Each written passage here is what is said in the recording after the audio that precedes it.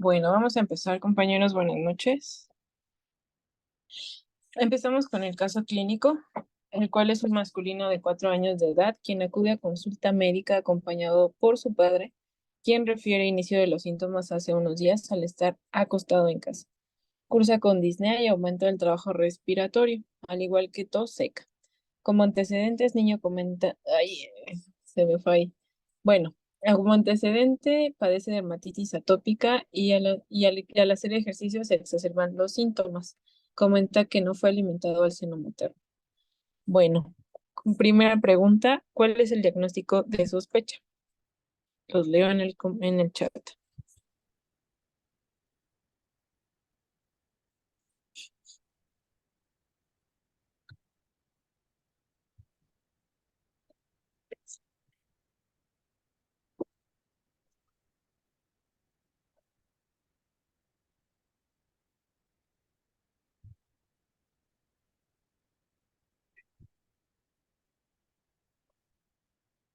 Ok, bueno, segunda pregunta, ¿cuáles son los factores predisponentes para esta patología? Inciso A, factores ambientales, inmunológicos, dermatitis atópica. Dermatitis atópica simplemente, alimentación con fórmula o sistema inmune incompetente. Ok. Pregunta 3. De acuerdo con la patología, ¿qué estudio se debe solicitar de acuerdo a la edad del niño? Inciso A, espirometría, prueba terapéutica por 6 semanas, tele de tórax o electrocardiograma.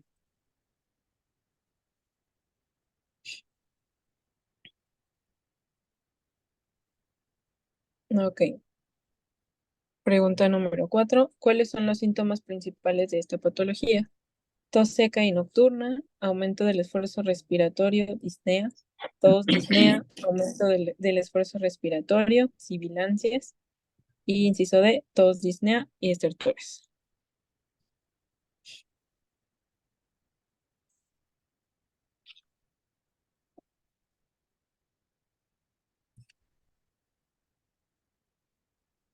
Ok, bueno, vamos a ver las respuestas. La primera pregunta, el diagnóstico de sospecha de este paciente evidentemente es asma. Eh, el cuadro clínico, vamos a ir de la 1 a la 4. Es tos, disnea, aumento de esfuerzo respiratorio y sibilancias, ¿de acuerdo? Y bueno, factores desencadenantes que predisponen a esta patología son factores ambientales, inmunológicos, dermatitis atópica y genéticos, ¿de acuerdo? Más adelante vamos a ir viendo todo eso. Y bueno, de acuerdo a la edad del niño, tenemos que ver qué, qué prueba le vamos a realizar.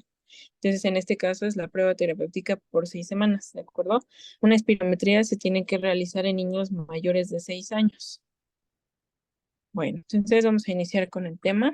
Bueno, como introducción, pues sabemos que el asma, perdón, es una enfermedad crónica que generalmente se encuentra o se da generalmente en la infancia y en la adolescencia, ¿de acuerdo?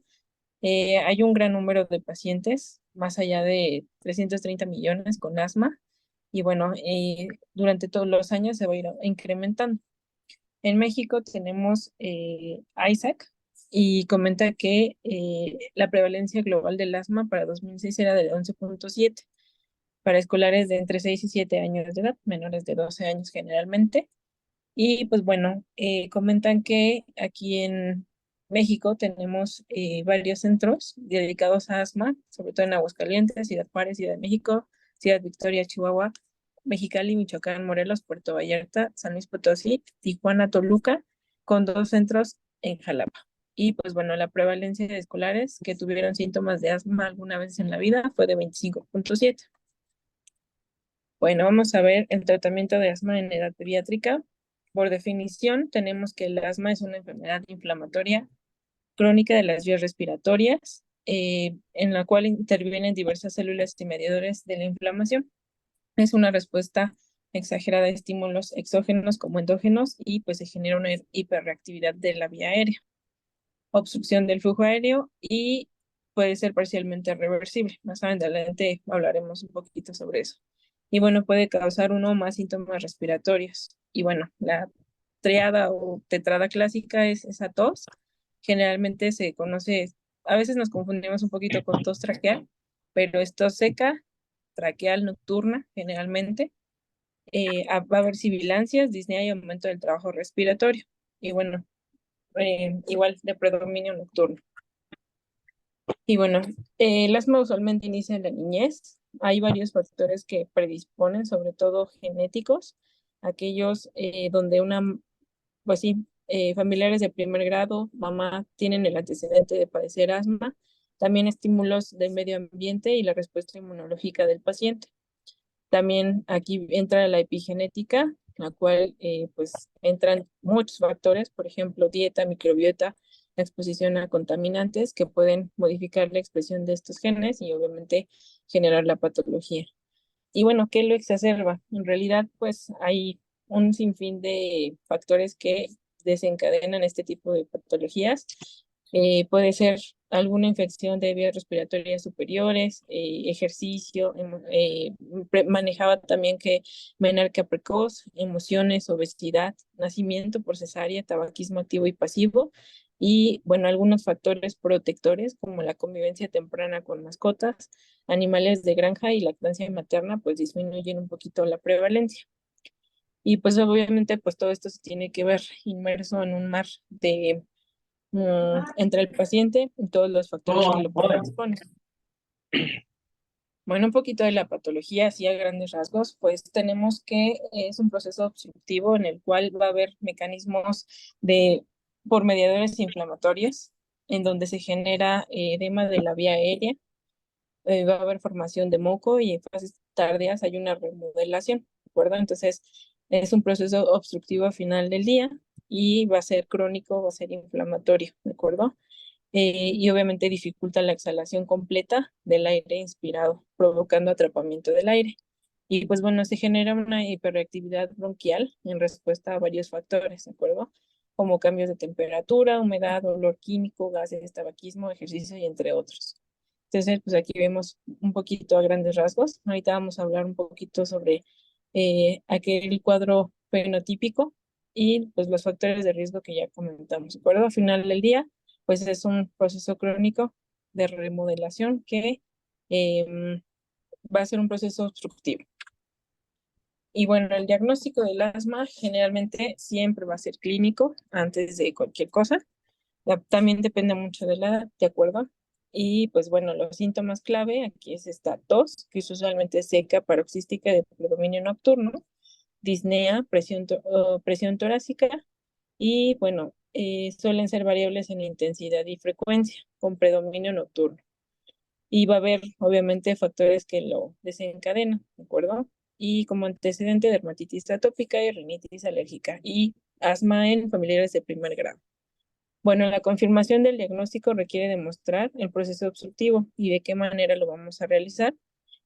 A partir de los 6 años de edad puede realizarse por espirometría, donde la relación entre el volumen expiratorio forzado en el primer segundo y la capacidad vital forzada debe ser inferior a 70.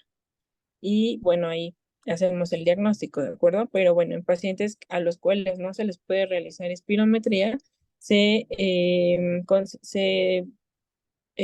sugiere realizar la medición del flujo expiratorio pico, ¿de acuerdo? Y bueno, tiene que tener un valor arriba del 20%.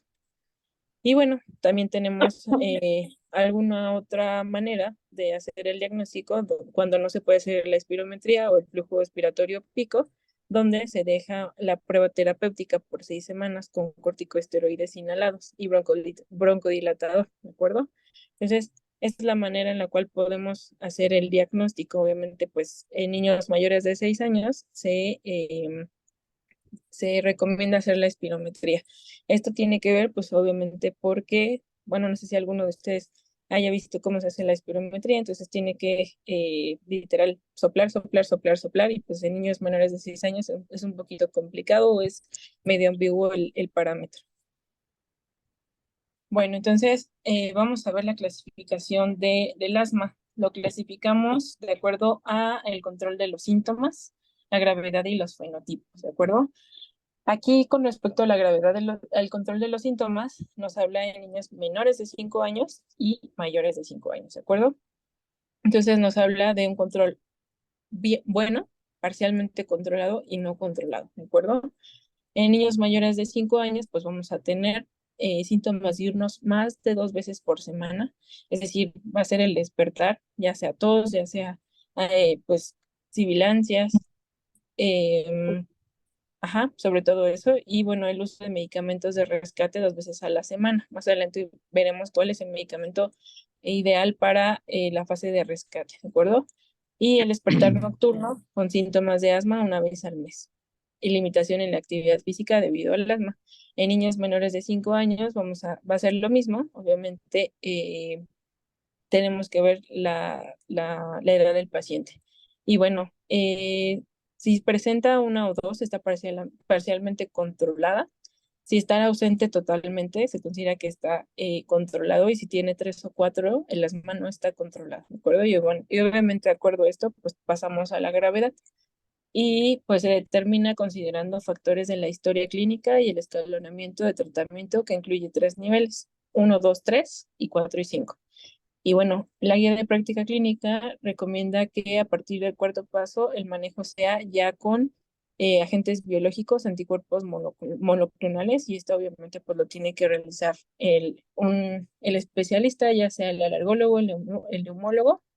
Y pues bueno, esta clasificación se puede complementar con el monitoreo espirométrico, considerando la gravedad de la obstrucción como leve en una FEB mayor del 70, moderada de 60 a 69 y moderadamente grave y grave menor de 60.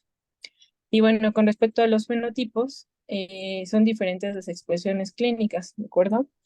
La clasificación ha permitido establecer algunas opciones terapéuticas útiles en pacientes, ¿de acuerdo? Como la inmunoterapia con alergenos en pacientes con asma alérgica. Y bueno, aquí tenemos algunos fenotipos del asma en niños. Una es alérgica, no alérgica, asma con limitación fija al flujo de aire, es decir, aquellos pacientes que después de años de padecer asma, a pesar de hacer la prueba terapéutica, no responden, y los niños con asma con obesidad, ¿de acuerdo?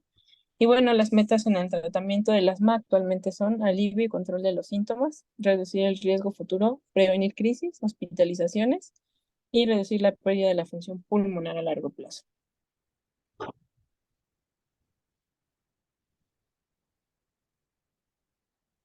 Bueno, hace ratito ya vimos las crisis asmáticas y bueno, se estratifican de acuerdo con su gravedad, ¿de acuerdo? Obviamente aquí ya va a haber datos de dificultad respiratoria, y más adelante veremos, bueno, ya lo checamos, cómo vamos a actuar en este caso. Aquí vemos los fenotipos del asma: alérgica, no alérgica, eosinofílica, neutrofílica, de inicio temprano y de inicio tardío, ¿de acuerdo? Y obviamente, de acuerdo a la gravedad de los síntomas del paciente, vamos a tener un buen control, más o menos, y un mal control, ¿de acuerdo? Aquí tenemos un test en donde se evalúa a los chiquitines y se les pregunta, pues, ¿qué tal, no? ¿Cómo te sientes hoy? Muy bien, mal, regular, y se le da una puntuación, ¿de acuerdo? Las primeras 4 preguntas se le hacen al chiquito y las siguientes preguntas se le realizan al papá, ¿de acuerdo? Entre la, la suma de los puntos de las dos partes debe ir de 0, que tiene un control totalmente malo, a un puntaje de 27, un control óptimo, ¿de acuerdo? Y bueno, una puntuación menor a 19 podría indicar un control subóptimo. Y a partir de esta escala, pues obviamente redirigir el tratamiento.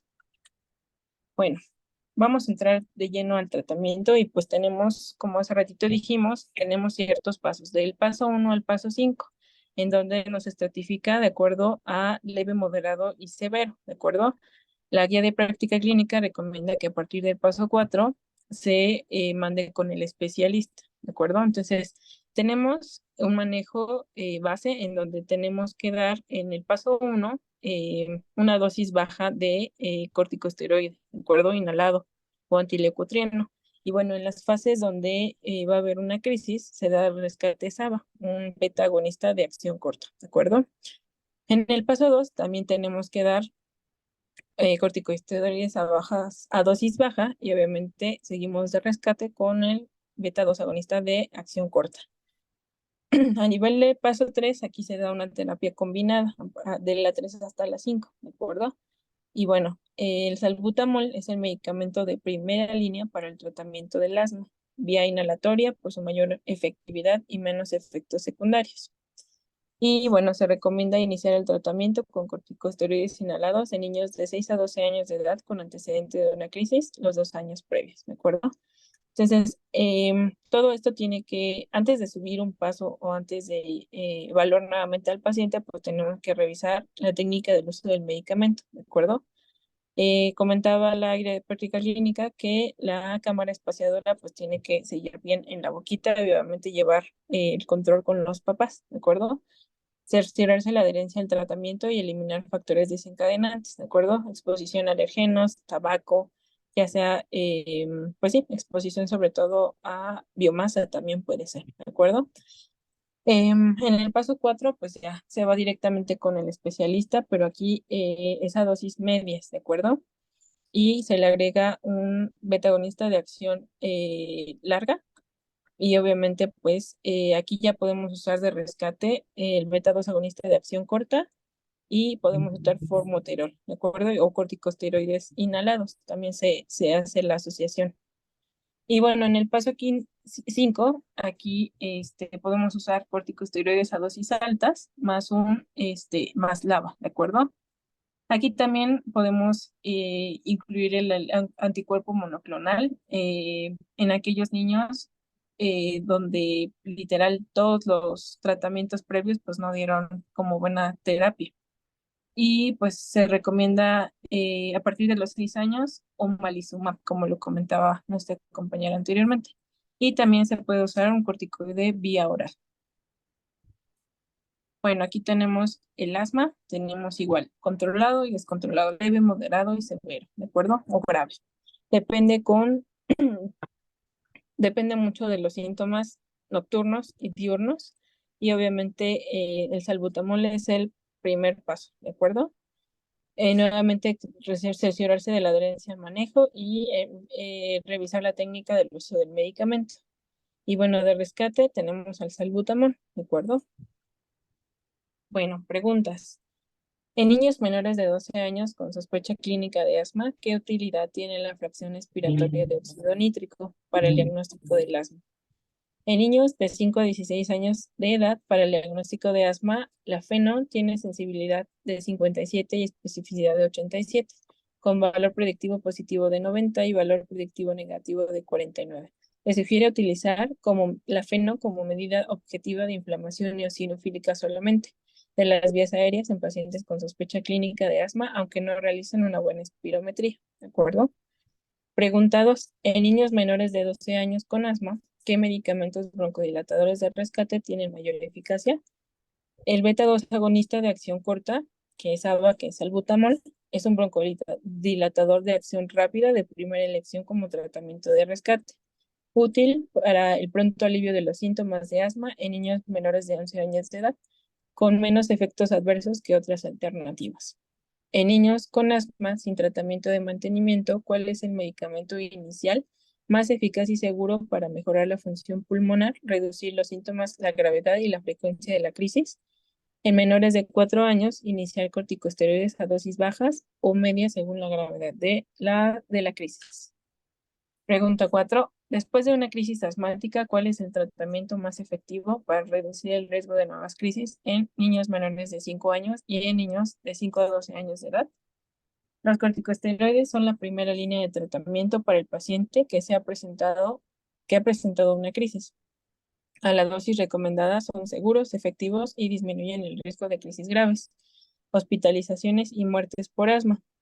El uso diario, perdón, de corticosteroide inhalado por tiempo prolongado es más efectivo para prevenir crisis asmática que el uso intermitente. Aquí tiene mucho que ver si es a dosis bajitas, a dosis moderadas o obviamente a dosis más altas y depende del escalón. Y bueno, ¿qué utilidad tiene la FENO en el seguimiento de la asma eosinofílica? La verdad es que es muy bajita. Y bueno, concluyeron que aunque pueda haber algún beneficio, no hay evidencia suficiente para recomendar el uso rutinario de feno para el control del asma en niños. Como alternativa, podemos utilizar la prueba terapéutica con corticosteroides inhalados por 6 semanas. Y pues bueno, se sugiere utilizar solamente la feno, solo como una de las variables para monitorear el asma en pacientes pediátricos tratados por especialistas, ¿de acuerdo? Ya que se debe de interpretar valores con cautela y tomando en cuenta las variables que podría tener falsos positivos en estos pacientes.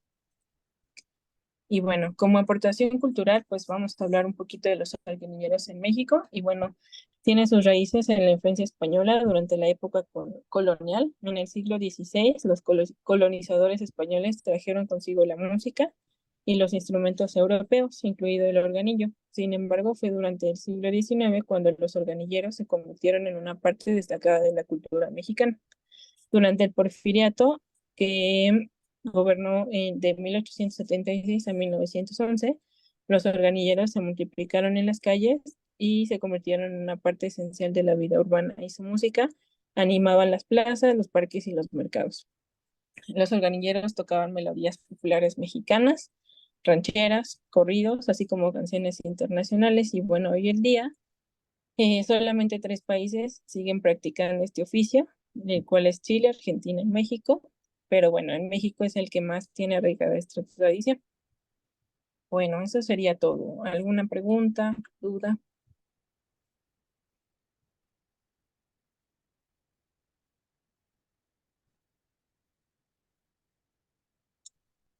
Todo muy bien, gracias. No, muchísimas gracias, doctora. Todo muy bien. Ok, ¿a quién le paso el mando? Voy. 2 segundos, ¿eh? Sí. No te olvides de pausar, ya parar la grabación. Ok.